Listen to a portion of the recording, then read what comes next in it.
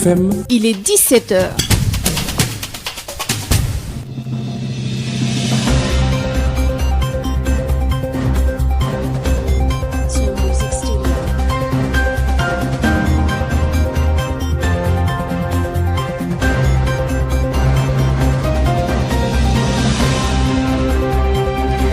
salaamaaleykum mbokk yi xibaaru takkusaan si li ci nar a gën a fës. Birama Ndiaye. bokk na ci li ci nar a gën a fës lu toll ci juróom fukk wala lu teg ay ndongo yu bàyyi ko woon foofee ca université Alioune Diop bu Bambey doon dox si fii ci jam ñaaju ci seen njiitu makkaan foofee nag mujj nañ leen gàttandu foofee ca xombal waaye takku der yi ñoom ñoo ko def daal di leen a delloo ndaxte nag jàpp nañ ne dafa amee lu ñu duppee trouble à l'ordre public ak it yeneen ya nga xamante ne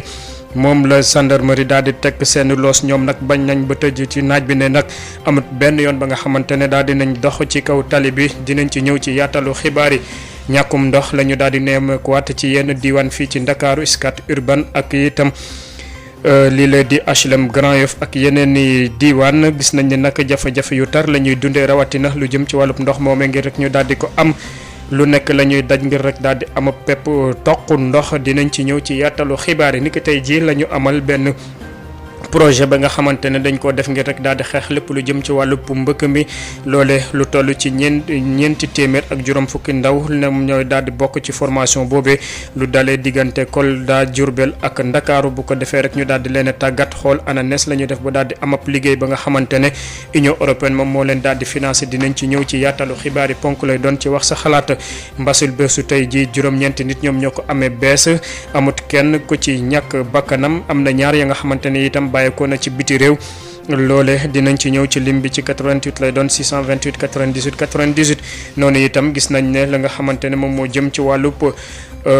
bésu tey jii la ñu doon màggal lépp lu jëm ci wàllub l'armée gi kàddu ya nga xamante ne njiitu réew mi daal dina ko yëkki ak fépp fa nga xamante ne jot nañ ko màggal ci biir réew mi dinañ ci ñëw ci yaatalu xibaar yi li ni mel biñ ci boole yeneen na xeetu xibaar wax sa xalaat lu ñuy waxtaane bokk na ci ubbiteeg l'école ak yëngu-yëngu yu ñu jot a gis ci wàllub l'école bi beneen bi bokk na ci lu jëm ci wàllub mbas mi mbëkk mi ak it campagne njaayum gerte bi ci 88 lay doon 628 98 98 bi ci réew 33 841 22 33 Alassane Wade moo féete ci xarala gi. Sud FM. Birama Ndiaye. sant leen gërëm leen di leen tatagan ci teewlu bi ngeen di teewlu seen rajo Sud FM 98.5 ak mboolem suñu bànqaas suñu lëkkaloo talaata. fukki fan ci weeru novembre atum ñaari junni ak ñaar fukk xibaar yi ñu doore ko niñ leen ko waxee ci bopp xibaar yi lu toll ci juróom fukk ak lu teg ci ay ndongo bàyyi ko foofee ca université Alioune Diop bu Bambey fa seene woon dox nag ba fii ci jam ñaajo ci seen makkaanu njiitu jëwriñ ci mujjanteel ga nag ginnaaw bu ñu amee lu toll ci ñaar fukki kilomètre ak lu teg foofee ca diwaanu xomb la leen gendarmerie daal di gàttandu ne leen nag duñ fi jaar ndaxte nag dañuy occuper li nga xamante ne moom mooy voie publique wante loole ndongo yi bañ nañ ba tëdd ci naaj bi jàpp ne nag dañ leen ëpp doole wante nag ak nu mënti demee dinañ wéyal seen dox boobee ngir rek ñu daal di leen a déglu kii di Mouhamadou Sarr moo nekk président coordination ndongo yu nekk ca université Alioune Diop bu Bambey ñu daal di ko teewlu. comme ni ko ñëpp xamee déclaré woon nañ grève bu 96 heures maanaam ñeenti fan yu ñu mën a dolli ñu tàmbale tamit dox jóge Bambey yi pour jëm ci locaux ministère enseignement supérieur yu nekk Diamniadio ci dox bi ñu dox ba xombal ñu intercepté ñu gendarmerie intercepté ñu ne ñu waruñu dox parce que dañuy def trouble à l'ordre public dañuy def aussi occupation de la voie publique donc ci loolu ñu xamal leen ni tamit ñun defuñu trouble à l'ordre public parce que wonewuñu dara loo xam ne dafa am trouble à l'ordre public dox bi ñuy dox tamit occupé wuñu espace public parce que jaaruñu ci kaw tali bi donc dañuy dox parce que amuñu moyen de transport dañuy dox jëm ministère enseignement supérieur parce que suñu autorités yi nanguwuñu dox moyen de transport ñu jël suñuy tànk dox dem ministère de l'enseignement supérieur ñu intercepté ñu ba léegi ñu ngi fii toog xombal waaw motif yi yaakaar naa ni ñëpp xam nañ ko ndax biñ ñuy tàmbalee jàng ren ji yëpp ñëpp gis nañ communiqué yi ñu bind def sorti ci ay média def ay manifestation pour xamal ñëpp problème bi te problème bi réel mooy problème mu sureffectif ndax ni ñu nekkee ci université bi dañ fi bëri amuñu jumtuwaay tamit yoo xam ne moo mën a dimbali étudiants yi ba li ñuy soxla bés bu jot ni mën ci am amuñu restaurant bu mot amuñu ay amphithéâtre amuñu ay salle de classe université Bambey booy xool université Sénégal yëpp moo ci gën a ñàkk ay jumtukaay loolu ñu yuuxu ko wax ci depuis début d'année ba léegi amuñu benn saafara bu ñu indil ci ñaxtu yooyu ñuy ñaxtu. di Mouhamadou Sarr doon addu ci turu ndongo ya nga xamante ne ñoom ñoo bàyyi ko foofee ca njaareem ut si fii ci ndakaaru ngir rek daal di fësal seen ñëg ñu goxal rawatina jafe-jafe yi ñuy dundee foofee ca université ba. ñàkkum ndox la ñoo daal di nemmeeku file ci ndakaaru bokk na ci Scat Urbam lii lee di HLM Grand Yoff ak yeneen i diiwaan loolee nag doon na la nga xamante ne fi mu ne ni askan wa fa yeewa mënatuñ ko dëkk benn yoon Odile Minkilaan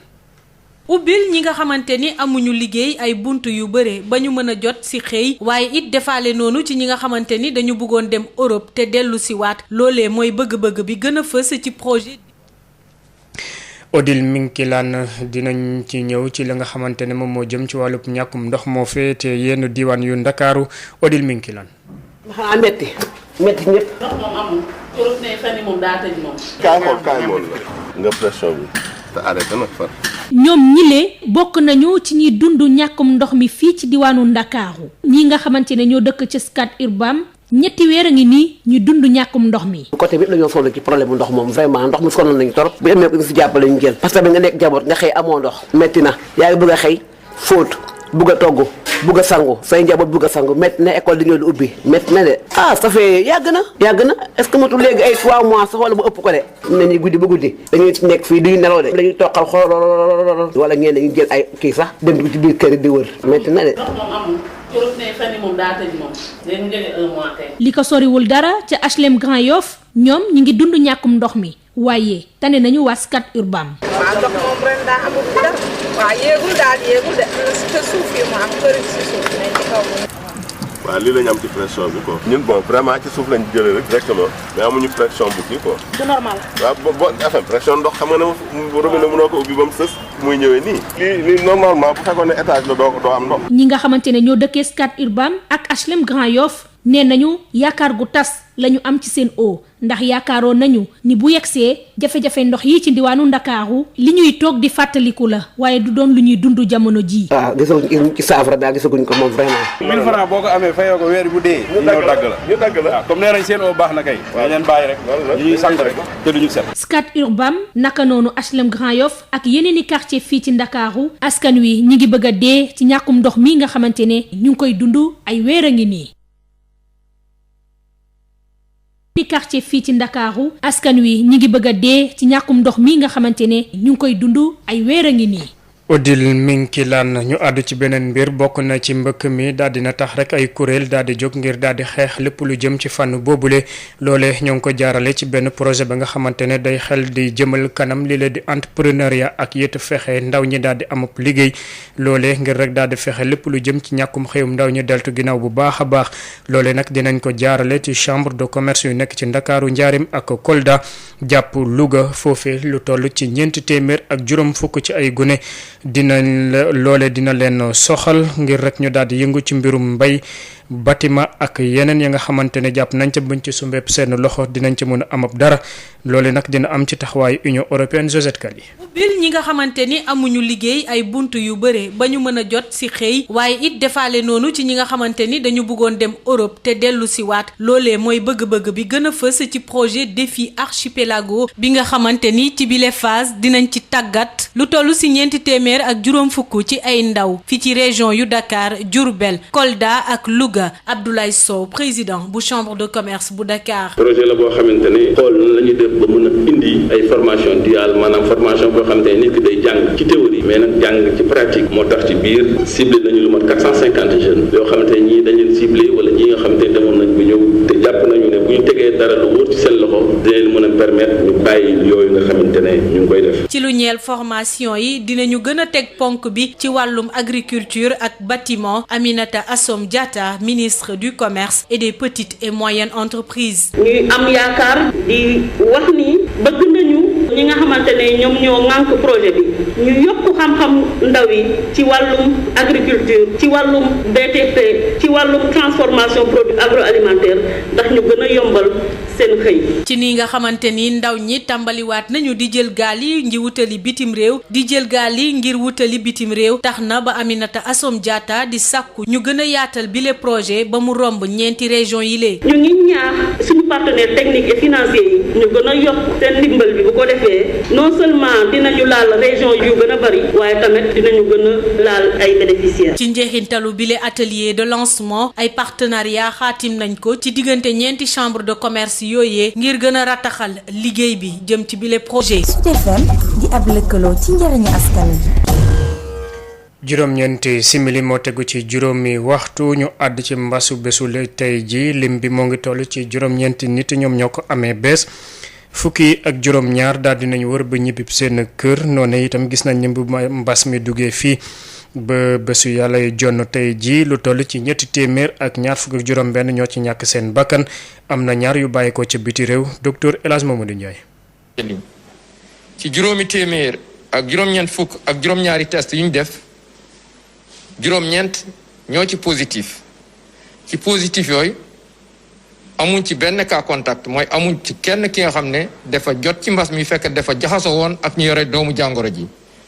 waaye am nañ ci ñaari cas importé mooy ñu jógee bitim réew te ñu ngi duggee ci aéroport international Blaise Diagne bu Diass ak juróom-ñaar ñi nga xam ne ay cas communautaire lañu mooy ñi nga xam ne jot nañ ci mbas mi waaye xamuñ fi ñu ko jëlee wala ki leen ko wàll ñooñu nag seen lim nii la tëddee Thiès moo ci am ñett Dakar Plateau benn Ouakam am benn zone B am benn ak Kaolack am benn fukk ak juróom-ñaar si malade yi ñu entré woon hôpital wala ñu toppoon ci kër yi wéer nañu bés ni ki tey dinañu génn bu ci yàlla àndee benn malade moo nekk réanimation amul kenn ku ñàkk bakkanam bu su démb altine juróom-ñeenti fan ci weeru novembre mi ñu nekk ñeneen ñi des hôpital ñu ngi am tan ci bésu tey dalee ko ci kaa bu njëkk ba Sénégal wàññi na fukki junni ak juróom-ñaar téeméer ak ñaar fukk ñi nga xam ne jot nañ ci doomu jàngoro ji ci ñooñu fukki junni ak juróom ak ñett téeméer ak juróom-benn fukk ak juróom-benn wér nañ si ñett téeméer ak ñaar fukk ak juróom-benn ñàkk seen bakkan mu des ñaar fukk ak juróom-ñaar si lalu hôpital yi ak ñi nga xam ne ñu ngi leen topp ci biir kër yi. ministère de la santé et de l'action sociale mu ngi ñaanal ñooñu des hôpital ak ñi nga xam ne ñu ngi leen topp ci biir kër yi yàlla may leen tan ba ñu génn ak jàmm. ñu àddu ci mbas moomee tax li nga xamante ne moom mooy askan wi lii muy dellu ginnaaw warta tax ñu daal di bàyyeeku ginnaaw ba nga xamante ne nag gis nañ ne saa su ne yëf yaa ngay gën di deltoo ginnaaw am na ñeneen ñi nga xamante ne nag li ñu gis mooy que ne li chiffre yu ñuy joxe ci wàllu ministère de la santé bokkul ak méngoowul ak li xew ba tax rek ñu daal di ci yëkk ay kàdduwaay ak nu mu mënti demee ñoom ñëpp ñoo ngi sàkku daal ñu daal di fonk mesure barrières yi xaddi seen ay bés a ngi nii feebar bi di coronavirus mi ngi wàññeeku fii ci Sénégal loolee nag tax ñu bëri dëppoowuñu ak li ñu diglee di takk masque yi wala di raxas loxo yi loolee di wone pour ñenn ñi ni mbas mi ngi waaj a jeex fii ci dëkk bi. dernièrement avec cas yi nu muy wàññeekoo bon mun nañu wax ne comme par exemple moo ngi jeex. ni ñu ko gisee daal dafa wàññeeku na daanaka sax parce que bon par rapport ak mu njëkk ba nu mu meloon ak léegi bon bokkul quoi maladie wàññeeku nañu nit ñi bàyyi nañu sol masque ainsi de suite nit ñi dafa mel ni sax léegi corona bi amatul Sénégal quoi. mbas mi jógee gu fi sori nañ ko loolu bu ñu sukkandikoo ci xale bu góor bi ndax moom nee na chiffres yi nga xamante ni ministère de la santé ñu ngi koy joxe wóolu ko benn yoon. li ma jàpp moom feebar bi jeexagul moom nit ñi moom comme dañuy gis ñeneen ñi duñu sol ku nekk da ngay ñëw gis sa xarit baa ngi ni ki nga toogal solu ko yow tam nga ne doo ko sol di ko nit ñi dem ba généraliser comme si dara xewul quoi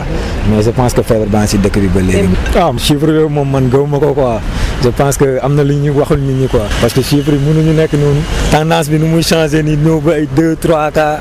au moment où dans les autres pays c'est pas le cas xëy na ndogalu yàlla la waaye boo demee hôpital Fann pour rendre visite malade foofu nga am malade bëgg ko seet si dañ lay tere seet si maladie bi parce que c'est pas prudent ainsi de suite dañ lay wax lu bëri donc lu tax ñooñu ba léegi ils tiennent à ça parce que ñoom ñoo nekk sur le terrain ils savent ce qui s'y trouve. jeex na wala jeexagul situation ba tey maîtriser guñu ko ndax vaccin amagu ci ba moo tax ñuy woote nit ñi bàyyi xel bu baax a baax ci feebar bi tey wëy di sol seeni masque ci bus yi waaye tamit ci marché yi. warul tax ba ñu bàyyi ko parce que gis nañ même Europe Asie affaire bi ñëwaat na ak doole sax moo lay won ni feebar bi ba léegi nit ñi daal maîtriser guñ ko quoi. que bon médecin ñooy continuer di ñu exiger masque yi yaa ngi dégg dañ ko war a porter. même bu fekkee ñu ko am bëritul warul tax ñu bàyyi suñuy loxo mesure barrières yi dañ ko war a di jëfee ba keroog virus bi di jeex ci àdduna wérngel képp. waruñu saggan ba foofu quoi ba léegi war nañ ko mën a calculer sóoraale quoi. ñu wéy ak yéen niki bésu tey ji itam la ñu doon màggal bés gu ñu jagleel way takku der yi fii ci Sénégal ñu duppee ko ci thème boobu ñu duppee forces armées protection des frontières loolee ngir rek daal di fexe aar bu baax a baax suñu dend yi noonu itam njiitu réew mi jël na dogal ne nag dina yokk seen kaaraange ak seen jumtukaay fii léegi atum 2025 noone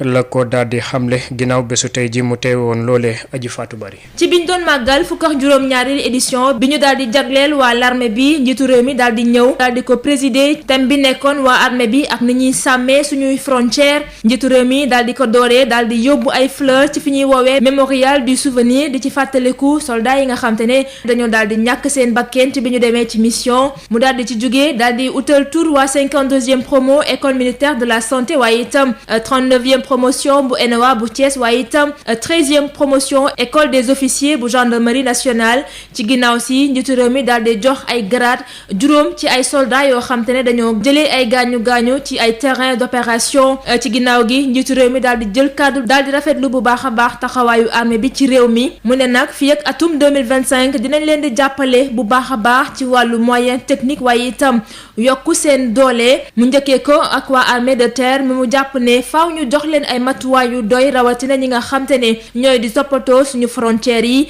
mu ñëw ci ñi nga xam te ne ñoo nekk ci géej gi di waa marine mu ne nag dinañ leen indil ay patrouilleurs yu bees ba nga xamante ne dinañ mën a xeex ak trafic rawatina trafic drogue bi nga xam te ne dañ koy jaarale ci géej gi ci lu jëm nag si waa gendarmerie njiitu réew mi fii ak atum 2025 bëgg nañu daal di yokk seen effectif ba ñu toll si 20 junni ci ay militaires yoo xam te ne dinañ leen dugal ci gendarmerie nationale fii ak atum 2025 ba léegi ci seen taxawaay mu jàpp ne armée bi kenn demul ñu des ginnaaw ci bi ñuy xeex ak mbas mi ndaxte bañ fi tegee lii di couvre-feu bi ñoom ñoo doon toppatoo ba nga xamante ne ñëpp dañ daan nekk seen kër ci waxtu bi nga xamante ne couvre-feu bi dafa daan door waaye itam ba ñuy jox ay ndimbal njaboot yi nga xamante ne seen loxo jotu seen ginnaaw ñoom itam kenn jiituwu leen ci bile cérémonie nag ñu ko doon amal ca Dial Diop daanaka képp kuy kilifa ci réew mi teewoon nga fa waaye biñ ci gën a nemeeku moo di bésu ki nga xamante ne mooy njiit bu bees bi conseil économique social et environnemental di Idrissa Seck mu doonoon sortie bu njëkk bu muy def gannaaw bañ ko tabbee ci boppal boobule kër. ca Ziguinchor itam gouverneur ba fa daal dina rafetlu taxawaay gi nga xamante ne l'armée gi daal dina ko fa taxawee Ben Michel Kanfoudi. fukk ak juróom-ñaareelu édition bés bi ñuy màggal soldaar yi amal nañ ko fii ci Ziguinchor diwaan bi nga xamante ni jàmm ak dal mu ngi fiy gën di sax te li mel li ko waral bokk na ci dévouement force de défense et de sécurité yi gouverneur bu Ziguinchor Géji Diouf di ko rafetlu. liggéey bu rafet bi nga xamante ne ñoo ngi koy liggéey ci région bi fii ci région Ziguinchor nag dafa nekk bés ba nga xamante ne bés la pour ñu gën a jaxase armée bi maanaam force de défense et de sécurité ak population bi gën a jaxasoo force de défense et de sécurité yi nekkuñu fi pour contre population yi mais dañ fi nekk pour aar population bi dañ fi nekk pour aar région bi dañ fi nekk pour aar koom-koomu région bi loolu nekk lu am solo. temub atum ren ji nag laale ci sécurité ci wàllum frontières yi nag daanaka ñu ngi koy wéyal fii ci bët saalum réew mi ànd ci ak forces armées yu réew yu ñu wër bu ñu sukkandikoo ci commandant de la zone militaire numéro 5. dëkk yi léegi entre dëkk ak dëkk léegi c'est rare nga gis guerre bu am diggante dëkk ak dëkk bariwul léegi. voilà il y a à peu près 60 ans amoon na mais léegi en matière de relations internationales guerre dëkk ak dëkk léegi bareetul moo tax léegi dañuy gën a sukkandikoo di créer coopération opérationnelle entre forces de défense et de sécurité ci dëkk yu ñu wër. Donc effectivement ñun ak Gambie ak Guinée-Bissau am nañ partenariat am nañu accord de défense boo xamante ne vraiment danañu permettre ñu mën a liggéey au niveau des frontières ñu def ay patrouilles. ci bésu màggal forces armées yooyu la nag daal dinañuy amal benn défilé militaire ak itam ay visite stand matériel yi nga xamante ni moom la soldats yi di jëfandikoo ki doon jokkoo ak yéen fii ci diwaanu Ziguinchor benn Michel Kanfoudi pour Sud FM. Sud FM. ngeen fi wéy di fi taataan xibaar yi ñu àddu ci beneen mbir bokk na ci génnub àdduna ki fa nekkoon njiitu réew ca Mali lu toll ci at juróom-ñaar fukki at ak ñaar la daal di amee niki biig nag jàpp fajaru tey jii Amadou Toumani Touré nag bàyyi na fi la nga xamante ni njiitu réewum Afrique yi mën nañ cee jàngat loole ki ko xamle di El Hadj Amidou Kassé moom moo ngi jàpp ne nag ki la di ATT moo ngi nekkoon démocrate humaniste radical nekkoon itam ka nga xamante ne dafa bëggoon xale yi bu baax a baax ñu teewlu ko ci micro Mame Diarra Da Silva. waaw li ñu jàpp ci moom mooy nit bi nga xam ne dafa nangu woon lool li ñu woowee démocratie maanaam ku nekk am nga sañ-sañ wax sa xalaat ku nekk am nga sañ-sañ militer fi la neex ku nekk également am na sañ-sañ présenté wu ci ay élection présidentielle loolu nag ni nga ko tàmbali bi mu nekkoon militaire parce que ñu ngi fàttaliku ne bokkoon ci coup d'état di renversé président Moussa Traoré 1991 moom moo jiite woon coup d'état boobu moo jiite woon aussi transition bi 91 bi mu jëlee pouvoir bi mu préparé ay élection en juin je crois 1991 bi mu préparé élection yi professeur Alpha Oumar Konaré moo gagné woon mu jox ko lenge yi moom mu dem di toppatoo yeneen bi mu ci pouvoir bi dafa investiroon lool ci wàllu gune yi di dimbale gune yi hôpital di dimbale gune yi nga am ay école di dimbale gune yi ndax seen dëkk am ndox mu sell dimbale gone yi ndax seen dëkk am ay yoon yu baax di mën a dem école et cetera alors li ñuy jàpp ci moom également mooy nit ku yërëm doomu aadama la mu def lépp pour sañ-sañu doomu aadama beneen bi mooy dafa fonk xaritoo lool man rakam laa woon nekk ak Seydou Sissouma mu doon xaritam Seydou moo ko indi woon d'ailleurs jamono jooju maa ngi woon directeur général du Soleil dafa ñëw ak Sissouma ba Soleil pour nuyu ma alors que man maay rakk ji te moom nekkoon na chef d'état mais loolu rek day wone nit ku suufel boppam nit ku woyof may xalaat ne rek Afrique ak Mali ñàkk nañu lool ndaxte jamono bi Mali toll tey ki mel ni Amadou Toumani Touré munoon na ci indi expérience am munoon na ci indi xarala munoon na ci indi compétence ak rigueur pour mën a dimbale nit ñi waa Mali notamment ñu génn ci crise bi ñu nekk yàlla na ko yàlla yërëm yàlla na ko xaare àjjana. noonu itam jaar-jaaru kile di Amadou Toumani Touré ak yit lu mu jot a def ci dundam ginnaaw bi nga xamante ne nag ñàkk na bakkanam foofee ca hôpital bu nekk ca Turquie di ngeen ci ànd ak suñu ndaw lu ñu fa teewal di Sori Ibrahima Mayga ci suñu xibaaru français yi ñu jeexale ko ci wàllu tàggat yaram éliminatoire CAN 2021 confrontation jongante bu njëkk nar am diggante Sénégal ak Guinée Bissau match aller bi nag niki ëllëg lañ ko fa seene amal ca stade Lat Dior Diop bu nekk ca Thiès Bissau Guinée ak sénégalais yi nag ñoom ci seen wàllu bopp def nañ seen test Covid 19 njàngat li ñu ànd ceeg docteur Ababacar Sadikh Ngom moom moo leen yor ci seen wàllu wérgu yaram ci micro El Hadj Malick Ndiaye. équipe yi aussi dañu war a jaar ci test am na test yoo xam ne da nga koy def booy voyager benn ñetti fan avant ngay voyager da nga war a def benn test mu négatif mu nga mun voyager dugg ci dëkku jàmbur comme par exemple pour dugg Sénégal test yi boo ko xasee ba def juróomi fan mun na ko valable parce que juróom-ñaari fan la woon bu njëkk ba léegi depuis 1er novembre ñu def ko juróomi fan loolu wuute na ak test boo xam ne test yi nga xam ne CAF ak FIFA daf ko teg tamit pour match international yi yooyu den na la boo fekkee ne jóge nga sa dëkk def test yegg si dëkku jàmbur fi nga war a fubale ala kuli alin da nga war a defaat test yi benn fan wala ñaari fan avant match bi daal boobu tamit également moom da lay teg donc ñaari protocole yooyu faw équipe yi respecté ko voilà effectivement ñuy fubal. ñaata jour moo am coronavirus maanaam Covid ba mu ñu annulé match bi. ci réglementation bu bees bi nga xam ne fii CAF génne ko ak FIFA. waaw tontu bi ni nga ko lébalee man dama koy dëpp réponse de lay dëpp dañ ne boo amee fukki joueur ak benn ak yeneen ñeenti joueur aussi donc muy fukki joueur ak ñeent ak fukki joueur ak juróom mooy fukk ak benn yu dugg ci terrain bi ak ñeenti remplaçant yoo xam ne danoo négatif match bi mun na donc sa délégation lu mu rëy ngeen nekk 30 bu fekkee ne 15 yi am nañu don ñaari gardien donc fukk ak benn fukki joueur ak ñett ak ñaari gardien rek match bi mën na nekk ñeen bu yeboo ñeneen ñi si des ñëpp ñu positif ala kulli alin donc xam nga renvoyé match amatu fi bu demee aussi ba nga xam ne amuloo lu mat fukki joueur ak benn ci terrain bu war a dugg ci terrain aussi match bi da nga koy perte 2-0 donc loolu la CAF teg loolu parce que bëggatuñu di annuler match moo tax ala kulli alin 11 titulaires plus 4 remplaçants boo ko amee da ngay jouer boo amee moins de 11 joueurs dañ lay forfait donc enfin da ngay am match perdu à 2-0 loolu la CAF ak FIFA teg. Le Mali, la Mauritanie, le Sénégal et la Guinée mènent ensemble dans le cadre de l'Organisation pour la mise en valeur du fleuve Sénégal des programmes pour maîtriser le fleuve et satisfaire bien des besoins indispensables à leur développement. Grâce à ces infrastructures qui permettent de mobiliser l'eau, l'OMVS contribue à l'alimentation en eau potable des populations, au développement de l'agriculture irriguée, à la sécurité alimentaire et à la fourniture d'une énergie propre et bon marché,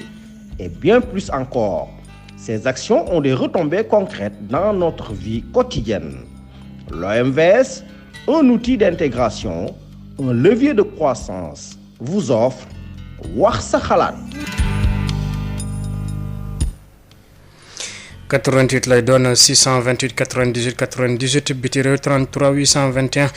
841 21 33 ñu àddu ci mbëkk mi mbas mi ak it campagne njaayum gerte bi rawatina ubbiteeg l'école bi ban jàngat ci 88 628 98 98.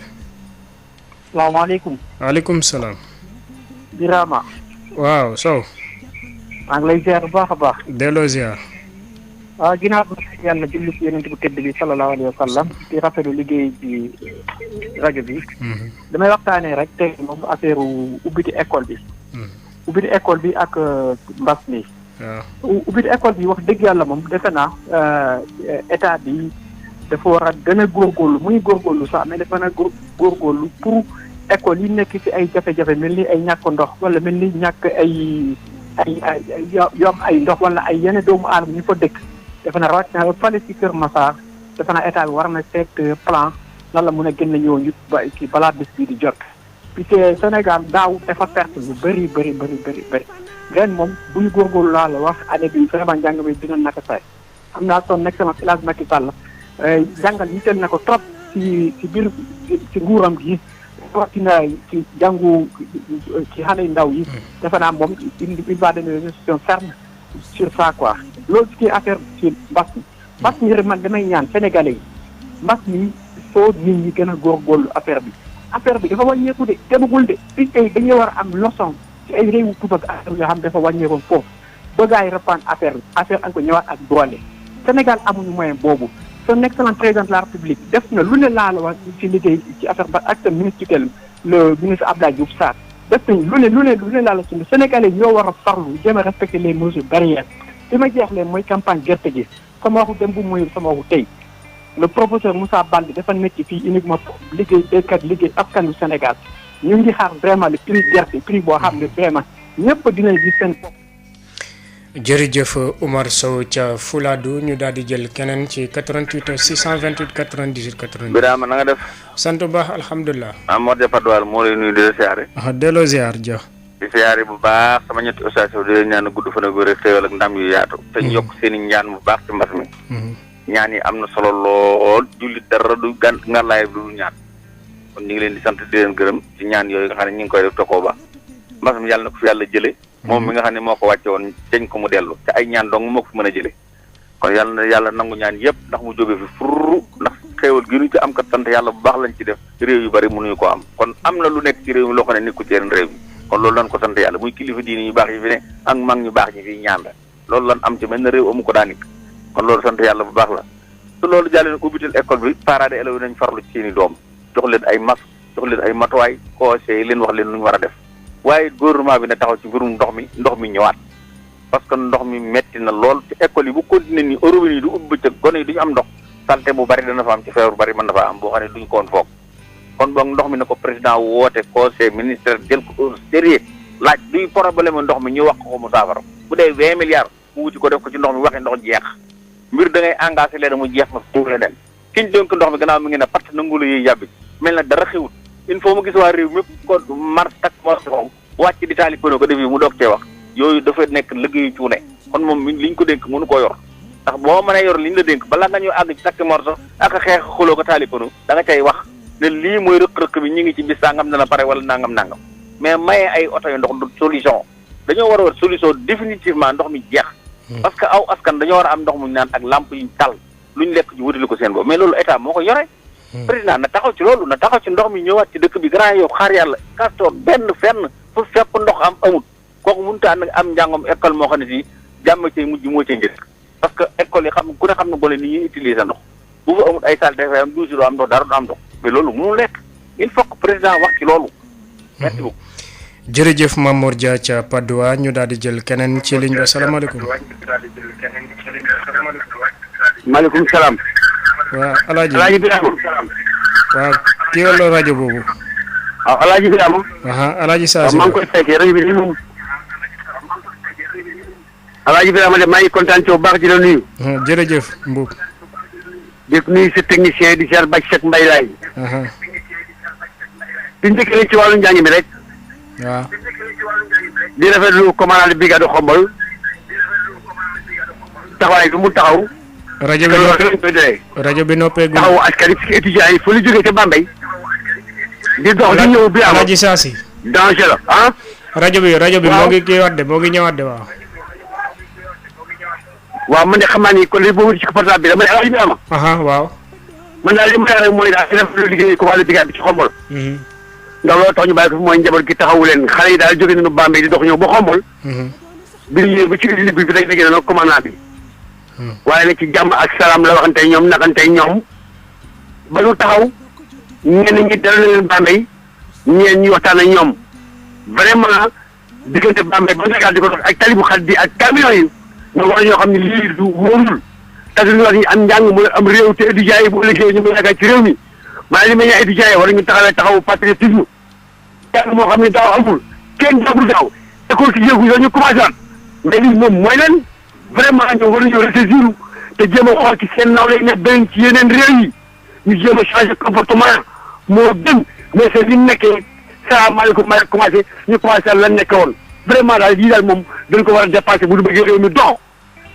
wàllu gerte gi rek ci la jëm vraiment waaw Alaaji di sargal nag dina béykat yi baax a baax a baax jàmbaar yi baax jërëjëf jëf gerte gi ngi seen loxo man daal li may ñaan mooy bu gouvernement fixé prix sax bu leen juróom fukki dërëm bu leen neexee jaay téeméer bu leen jaay ñaar téeméer waaye man daal li may ñaan mooy nag gerte gi des ci réew mi ñu jëriñoo ko bu ëllëgee yéen mu jëriñ leen. jërëjëf Alaaji Saasi Mbuub ca Xombol gaar ñu daal di jël keneen asalaamaaleykum. waaw maaleykum salaam wa rahmatullah. Birama Ndiaye. kooku. Mamadou Diop AIBD. Diop waaw. waaw na nga def. sant bu baax alhamdulilah. jaajëf yàlla na sax. waaw ci affaire njàngale mi de xale yooyu rek ndeysaan ci la ñu bëgg a wax tuuti rek. waaw. affaire yi moom il faut autorités yi ñuy jéem a calmer affaire yi avant muy jàll kii bu ñu xamee ne am na lu ñuy kaas ak lu ñuy discuter. dañ cee war di teel a jël ay mesures. fi mu ne nag li gën a gaaw ci affaire bi mooy ministère bi ci boppam comme ñoom dañ ne dañoo bëgg a dox pour ñëw jam ñaajo